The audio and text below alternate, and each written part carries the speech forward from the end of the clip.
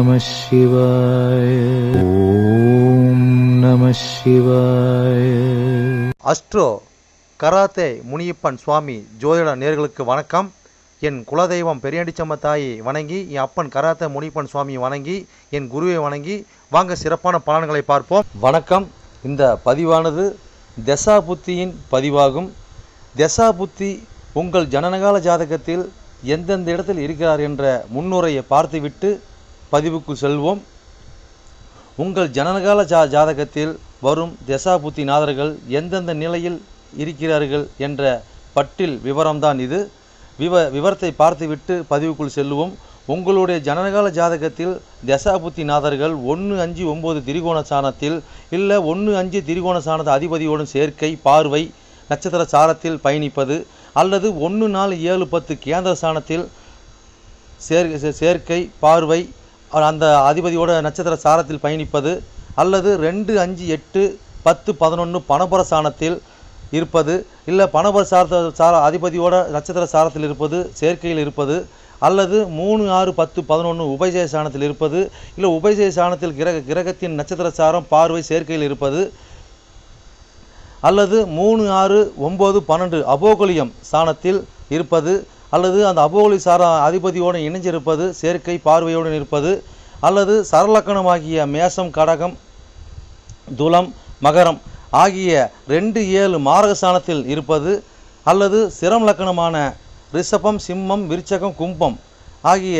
3-8 மாரகஸ்தானத்தில் இருப்பது, அல்லது பார்வை சேர்க்கையில் இருப்பது, அல்லது உபய லக்கணமான மிதனம் கன்னி தனுசு மிதனம் ஆகிய லக்கணத்துக்கு 2-7-11 மாரகஸ்தானத்தில் இருப்பது, அந்த அதிபதியோடு இருப்பது பார்வையில் இருப்பது நட்சத்திர சாரத்தில் இருப்பது, அல்லது நீச்சம் உச்சம் ஆட்சி பெற்றிருக்கிறார்களா, அல்லது சூரியனிடம் அஸ்தங்கதம் பெற்றிருக்கிறார்களா, பரிவர்த்தனை அல்லது வர்க்கோத்தமம் அல்லது நீச்ச பங்கம் அல்லது திக்பலம் அல்லது புஷ்கரமாம்சம் அல்லது கெட்டிடும் ராஜயோகம் பெற்றிருக்கிறார்களா, அல்லது நட்பு வீட்டில் உள்ளார்களா அல்லது பகை வீட்டில் உள்ளார்களா, அதே சமயம் கிரகம் சுபகிரகம் சேர்க்கையில் பார்வையில் இருக்கிறார்களா, அல்லது அசுப கிரகம் சேர்க்கை பார்வையில் இருக்கிறார்களா, இல்லை அவர்கள் நட்சத்திர தொடர்பில் இருக்கிறார்களா என்று பார்க்கணும். அதுபோலவே அடுத்தது பார்த்திங்கன்னா 3-6-8-12 வீட்டு மறைவு சாணத்தில் இருக்கிறார்களா, அல்லது 3-6-8-12 வீட்டு அதிபதி சேர்க்கை பார்வை அவர்களின் நட்சத்திரம் தொடர்பில் இருக்கிறார்களா என்று இதுபோல பல சூட்சமங்களை உங்கள் ஜனனகால ஜாதகத்தை கொண்டு தான் ஒரு துல்லியமான பலனை நம்ம சொல்ல முடியும். ஆனால் நாம் எடுத்திருப்பதோ இது ஒரு பொது பலனாகும். இந்த பொது பலனே பார்த்திங்கன்னா உங்களுக்கு ஒரு 100%க்கு ஒரு 60% உங்களுக்கு கண்டிப்பாக ஒத்து போகும். சிறப்பாக இந்த பதிவை பாருங்கள். வாங்க பதிவுக்குள்ளே போகலாம். இது மட்டும் அல்லாமல் சிறப்பு குறிப்புகள் என்னவென்றால் மேச லக்கணம் மேசராசி என்று நீங்கள் வைத்துக்கொள்ளுங்கள். அந்த மாதிரி வைத்து தான் இந்த பதிவுகளை நம்ம கொண்டு போயிட்டுருக்கோம். ஆனால் ஏன் அப்படி கொண்டு போகிறாங்கிறது விளக்கத்தை நம்ம சொல்லிடுவோம். ஆனால் இப்போ பார்த்திங்கன்னா மேச லக்கணமாக இருந்து வேறு எந்த ராசி இருக்க பட்சத்தில் உங்களுக்கு இதில் குறிப்பிடப்பட்ட தசா புத்தி உங்களுக்கு நடக்குமானால் லக்கண பாவக ரீதியாக, அதாவது நீங்கள் வேறு எந்த ராசி இருக்க பட்சத்தில் நீங்கள் ஒரு மேச ராசி இருக்கிறீங்க, இல்லை ரிஷப ராசி இருக்கிறீங்க, இல்லை மிதன ராசி இருக்கிற இந்த மாதிரி எத்தனை லக்கணமாக, அதாவது மேச லக்கணமாக ரிஷப லக்கணமாக மிதன லக்கணமாக கடக லக்கணமாக சிம்ம லக்கணமாக இப்படி எந்த லக்கணம் இருக்க பட்சத்தில் வேறு எந்த ராசி இருக்க பட்சத்தில் உங்களுக்கு இந்த தசாபுத்தி நடக்குமானால் லக்கண பாவக ரீதியாக அந்த பலன் நீங்கள் அப்படியே பார்த்து அப்படியே பலனை தெரிஞ்சுக்கலாம். அது மட்டும் அல்லாமல் இது பலன் பார்த்தீங்கன்னாக்கா அதாவது நட்சத்திர சாரத்தின் அடிப்படையாக கொண்டது தான் இந்த பதிவாகும். ஓகேங்களா? அப்போ நட்சத்திர சாரத்தை அடிப்படையாக கொண்டு தான் ஒவ்வொருத்தருக்கும் ஜனனகால ஜாதகத்தில் நம்ம பலனை பார்க்குறோம். அப்போ நட்சத்திர சாரத்தை அடிப்படையாக கொண்டு பாவக ரீதியாக கொண்டு தான் பார்த்து பலனை நம்ம மக்கள் கொடுத்துட்ருக்குறோம். அப்போ அந்த மாதிரி கொடுக்கும்போது பார்த்தீங்கன்னாக்கா இந்த பலன் என்னவா இருக்குன்னு கேட்டிங்கனாக்கா, அப்போ நட்சத்திர சாரத்தை அடிப்படையாக கொடுக்கும்போது பாவக ரீதியாக கொடுக்கும்போது பார்த்தீங்கன்னா அதாவது பொது பலன் ரீதியாக பார்க்கும்போது என்றென்றும் இது அழியாத பதிவாக இருக்கும் நான் நம்புகிறேன். ஓகேங்களா? அப்போ நீங்கள் எப்பயுமே இந்த பதிவுகள் எடுத்து பார்க்கும்போது பார்த்தீங்கன்னா எந்த ஒரு காலத்திலும் எடுத்து பார்க்கும்போது உங்களுக்கு பொதுவான பலனாக பார்க்கும்போது 100% உங்களுக்கு அப்படியே அந்த பலன் இருக்கும். ஓகேங்களா? மேற்கொண்டது மீதி பார்த்தீங்கன்னா உங்களுக்கு ஜனனகால ஜாதகத்தை கொண்டு எடுத்து பார்க்கும்போது பார்த்தீங்கன்னாக்கா எந்தெந்த இது அமைப்பில் எந்தெந்த வகையில் இருக்குது எந்தெந்த அமைப்பில் இருக்குதுன்னு பட்சத்தில் மீதி பலனை பார்ப்போம். ஆனால் இது என்ன தான் நம்ம அந்த அமைப்புகளை பார்த்தாலுமே நம்மளுக்கு பார்த்தீங்கன்னா எப்படி தான் பார்த்தாலும் ஓரளவுக்கு, அதாவது ஒரு 50% அதாவது உங்களுக்கு நட்சத்திர சார்ந்த அடிப்படையில் இந்த பாவக ரீதியாக பார்க்கும் பொழுது இந்த பலன் 100% சிறப்பாக இருக்குன்னு என்று நம்பி வாங்க பதிவுக்குள்ளே போவோம். மீன லக்கணம் மீனராசி நேர்களே, உங்களுக்கு சனி திசையில் புதன் புத்தி என்ற பதிவானது இந்த பதிவானது உங்கள் லக்கணத்துக்கு எண்ணி வர 8ஆம் பாகமான 8ஆம் ராசியான துலாம் ராசியின் பதிவாகும். ஓகேங்களா? இந்த துலா ராசி என்ன நட்சத்திரம் இருக்குது, நட்சத்திர வாயிலாக உங்களுடைய புத்திநாதன் புதன் பகவான் ஆகிய அது எங்கே அந்த நட்சத்திரம் எப்படி பயணித்து எப்படி உங்களுக்கு புத்தி நடத்தி பலன் கிடைக்க போகிறது அந்த பதிவாகும். இந்த பதிவானது மீன லக்கணம் மீனராசிக்காக அந்த பதிவு பார்க்கணுமா? அப்படி கிடையாதுங்க. மீன லக்கணமாக இருந்து வேறு எந்த ராசியாக இருக்க பட்சத்தில் உங்களுக்கு சனி திசையில் புதன் புத்தி நடக்க மாட்டோம். லக்கண பாவக ரீதியாக இந்த பலன் நீங்கள் அப்படியே பார்த்து அப்படியே பலன் தெரிஞ்சு 100% உங்களுக்கு ஒத்து வருங்க. ஓகேங்களா? இது எத்தனை கோடி தசா பற்றி நீங்கள் கேட்டிங்கனாக்கா உங்களுக்கு சனி திசையானது 11 கோடி 12 கோடி சனி திசைங்க. அப்போ சனி திசை புதன் புத்தி பார்த்தீங்கன்னாக்கா 4 கோடி 7 கோடியினுடைய புத்தி. அப்போ சுகாதிபதி பாதகாதிபதி புத்திங்க. ஓகேங்களா? இப்போ லக்கணத்துக்கு எண்ணி வர அது வந்து பார்த்தீங்கன்னா இருங்க, அதாவது பார்த்தீங்கன்னா இப்போ உங்களுக்கு சனி திசையோட கால அளவு பார்த்தீங்கன்னா 19 ஆண்டு காலம் உங்களுக்கு செயல்பாட்டில் இருக்குங்க. அதே பார்த்தீங்கன்னா சனி திசையில் உங்களுக்கு புதன் புத்தியோட கால அளவு பார்த்தீங்கன்னாக்கா 2 வருடமும் 8 மாதமும் 9 நாட்களுமே செயல்பாட்டில் இருக்குது. ஓகேங்களா? இப்போ உங்கள் லக்கணத்துக்கு எண்ணி வர 8ஆம் ராசியான 8ஆம் பாகமான துலாம் ராசி என்ன நட்சத்திரம் பார்த்தலாம். அப்போ என்ன நட்சத்திரம் அங்கே இருக்குதுங்க? சித்திரை 3ஆம் மாதம் 4ஆம் மாதம் இருக்கும், சுவாதி 1 4 பாதம் இருக்கும், விசாகம் 1ஆம் மாதம் 2ஆம் மாதம் 3ஆம் மாதம் வரைக்கும் 9 பாதம் இருக்கும். ஓகேங்களா? இப்போ உங்களுக்கு 8ஆம் பாவத்தில் பார்த்தீங்கன்னாக்கா உங்களுக்கு சித்திரை சாதத்தில் உங்களுடைய புத்திநாதனாகி 4 கோடி 7 கோடி புதன் பகம் எப்படி பயணிச்சு எப்படி உங்களுக்கு பலன் அளிக்க போகிறோம் பார்ப்போம். ஓகேங்களா? அப்போ வந்து 8 சம்மந்தப்படுறாங்க. அப்போ 8ஆம் பாவம் சம்மந்தப்படுது. அப்போ 2 9 சம்மந்தப்படுதுங்க. அப்போ 4 7 அதில் பயணிக்கிறாங்க. இந்த மாதிரி காலகட்டங்களில் பார்த்தீங்கன்னாக்கா மனைவிக்கு நம்மளுக்கு இடையே பார்த்தீங்கன்னா ஒரு கருத்து வேறுபாடு வரக்கூடிய வாய்ப்பு ஏற்படுத்தி கொடுப்பாங்க. ஓகேங்களா? அப்போ கருத்து வேறுபாடு வரும்னா கட்டாயம் பார்த்தீங்கன்னா வாய் வார்த்தை வாய் தேவை இந்த மாதிரி வரக்கூடிய வாய்ப்பு ஏற்படுத்தி கொடுப்பாங்க. அதே மாதிரி பார்த்தீங்கன்னா இந்த காலகட்டங்களில் பார்த்தீங்கன்னாக்கா அதாவது ஒருத்தருக்கு அனுசரித்து போகணுங்க. இல்லைன்னா வந்து பார்த்தீங்கன்னா ஒரு வாய் தேவைப்பட்டு ஒரு பிரிவுகள் ஏற்படுத்த வாய்ப்பு ஏற்படுத்தி கொடுப்பாங்க. ஓகேங்களா? இந்த மாதிரி காலகட்டங்கள் பார்த்தீங்கன்னாக்கா அதாவது உங்களோட கணவனாக இருந்தாலும் சரி அதாவது கணவன் மனைவிக்குள்ளே பார்த்தீங்கன்னாக்கா அவங்க அதாவது மனைவி வந்து தாயார் வீட்டுக்கு பொழுது போகக்கூடிய சூழ்நிலை வருவாங்க. ஓகேங்களா? அப்போ தாயார் வந்து இந்த வீட்டை வந்து இந்த காலகட்டம் கொஞ்சம் வசதி பேசுவாங்க. ஓகேங்களா? அது மூலம் சின்ன சின்ன விக்குகள் வரும். அதாவது கணவனாக இருந்தால் அவங்க வீட்டை பற்றி இவங்க மனைவி வந்து இவங்க வீட்டை பற்றி. ஓகேங்களா? அப்போ வந்து பெண் ஜாதகம் வந்தாலும் அப்படி ஆண் ஜாதகம் வந்து இப்படி. ஓகேங்களா? அது மூலமாக சின்ன சின்ன சண்டைகளும் பிரச்சனை வரக்கூடிய வாய்ப்பு ஏற்படுத்தி கொடுப்பாங்க. அதனால் பார்த்து சூதாமல் இருப்பது நல்லது. இந்த மாதிரி காலகட்டத்தில் பார்த்தீங்கன்னாக்கா நம்ம படிக்கக்கூடிய படிப்பாக இருக்கட்டும், உயர்கல்வியாக இருக்கட்டும், அது வந்து ஊர் டு ஊர் மாவட்டம் இப்படி தான் போகக்கூடிய சூழ்நிலை வருங்க. இது இந்த காலகட்டம் பார்த்தீங்கன்னாக்கா நம்மளோட சுகஸ்தானம்லாம் பார்த்தீங்கன்னா இந்த காலகட்டங்களில் பெருசாக சொல்லும்படி இருக்காதுங்க. அதாவது இந்த தசாபத்தியில் பார்த்தீங்கன்னாக்கா நம்ம ஊர் டு ஊர் தான் பயணிச்சாகணும். அப்போ ஊர் டு ஊர் பயணித்தா தான் நம்ம படிப்பு, வாழ்க்கை, வண்டி, வாகனம், வீடு, வாசல், சுகஸ்தானம் எல்லாமே நம்ம அமையும். அப்போ நம்மளுக்கு களத்தில் கூட பார்த்தீங்கன்னா ஊர் டு ஊர் போனால் தான் நம்ம களத்தில் கூட குடும்பத்தை நம்ம வாழ முடியும். ஓகேங்களா? அப்போ தூரத்து பயணம் ஊர் டு ஊர் இடம் விட்டு இடமா இருக்கும்போது தான் நம்மளுக்கு எல்லாமே அமையுமே தவிர உள்ளூரில் இருந்தோம்னா நம்ம 0 தாங்க. அப்போ வெளியூரில் ஆல்ரெடி இருக்கிறோம்னாக்க இந்த புத்தி வந்தோம்னா நீங்கள் வெளியூர்லேயே இருக்க பட்சத்தில் நீங்கள் அந்த இடத்த விட்டு இடத்த கொஞ்சம் மாற்றினீங்கன்னா கொஞ்சம் நல்லாயிருக்கும். ஓகேங்களா? இன்னும் எவ்வளோ சொல்லிட்டு போகலாங்க. அடுத்த சாரத்துக்கு போகலாம். அடுத்து அங்கே என்ன சாரம் இருக்குதுங்க? அடுத்தது பார்த்தீங்கன்னா சுவாதி சாரம் இருக்குது இல்லைங்களா?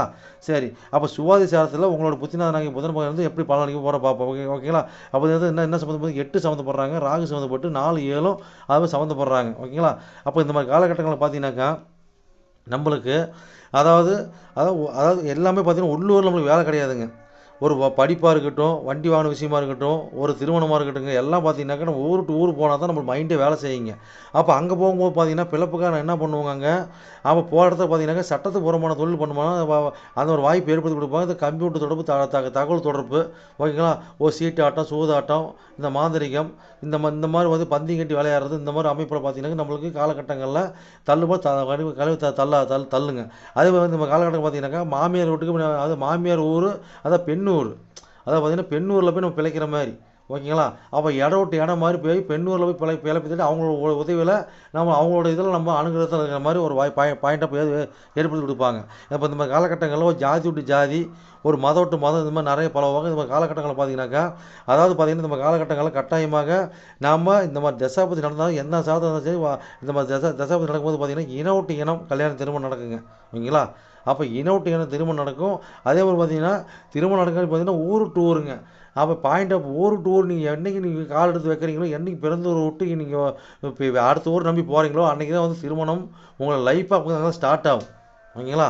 அப்போ இந்த மாதிரி காலகட்டங்களில் பார்த்தீங்கன்னா பெருசாக பாதகம் சரி வேலை செய்யாதுங்க. அப்போ உள்ளூரில் இருந்தீங்கன்னா பாதகம் கண்டிப்பாக வேலை செய்யும். ஓகேங்களா? இன்னும் எவ்வளோ சொல்லலாங்க. அடுத்த சாரத்துக்கு போகலாம். அடுத்து என்ன சாரம் இருக்குதுங்க? விசாக சாரம் இருக்குது இல்லைங்களா? அப்போ 8 சம்மந்தப்படுறாங்க, 1 10 சம்மந்தப்பட்டு 4 7 பயணிக்கிறாங்க. அப்போ இந்த மாதிரி காலகட்டங்கள் பார்த்தீங்கன்னாக்கா தன்னோட வளர்ச்சிக்காக, தன்னோட சுயநலத்துக்காக, தன்னோட தொழிலுக்காக சொந்தமாக தொழில் பண்ணுறேன், இதில் நான் வந்து ஊர் டு ஊர் வேலைக்கு போகிறேன் அங்கே போய் நம்ம பிழைக்கிறோம் அப்படின்ட்டு நம்ம போகிறது, அங்கே போய் சொந்தமாக தொழில் பண்ணுறது, இல்லை அங்கே போய் பார்த்தீங்கன்னா பெரிய ஸ்தாபனத்தில் நம்ம வேலை செய்கிறது.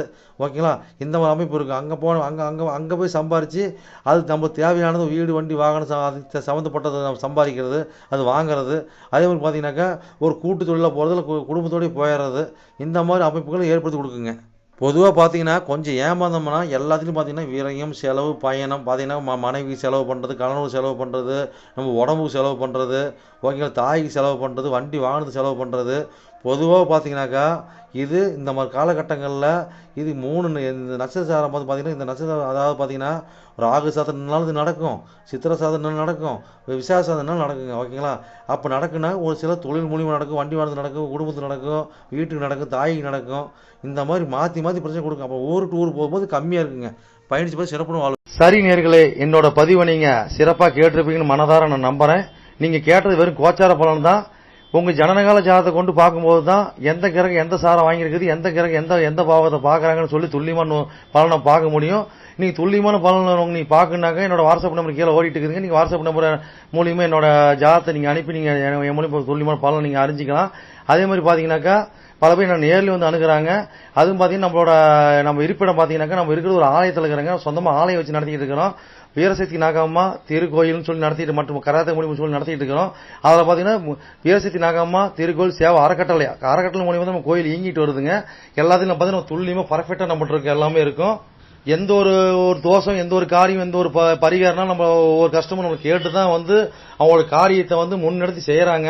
அந்த நம்பிக்கைகரமாக நம்மளோட பலன் இருக்கிறதுனால தான் இந்த மாதிரி கஷ்டம் நம்மகிட்ட அணுகி நம்ம சிறப்பு பலன் அடைஞ்சிட்டு இருக்கிறாங்க. இது போல ஒவ்வொருத்தரும் பலன் அடைகிறது எங்களோட ஆசை. அது மட்டும் இல்லாம பாத்தீங்கன்னாக்கா எங்க கோயிலுக்கு லீடர்ஷிப்னு பாத்தீங்கன்னாக்கா எங்களுடைய கிருஷ்ணசுவாமிங்க வாக்கு சித்தர் பாத்தீங்கன்னாக்கா கிருஷ்ணசாமி, அது சோழி பிரசன்னம் கல்லு கூடு சொல்லுவாங்க இல்லைங்களா, அது சிறப்பான முறையில சிறப்பா பாப்பாருங்க.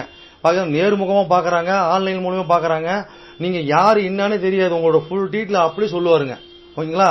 உங்களோட டீட்டெயில் சொல்லி உங்களோட பேரை சொல்லி சோழி போட்டாருன்னா சிறப்பான முறையில சிறப்பா உங்களுக்கு சோழி பிரசனை பார்த்து அருமையா சொல்லுவாருங்க. அதே மாதிரி பாத்தீங்கன்னா அது மூலியமா நீங்க இதுல பார்த்து நீங்க அணுகி அது மூலியமா தெய்வ அருள்வாக்குங்க அது. ஓகேங்களா? அது மூலியமா நீங்க வந்து சிறப்பான பலன் நீங்க அடையலாங்க. எந்த ஒரு காரியமா இருந்தாலும் எந்த ஒரு விஷயங்களா இருந்தாலும் துல்லியமான பலன் துல்லியமா இருக்குங்க. சொல்றது அப்படியே நடக்கும், சிறப்பா இருக்குங்க. சரி நேயர்களே, உங்களிடமிருந்து விடைபெறுவது S. Balu Jayavel, MA astro. நன்றி, வணக்கம்.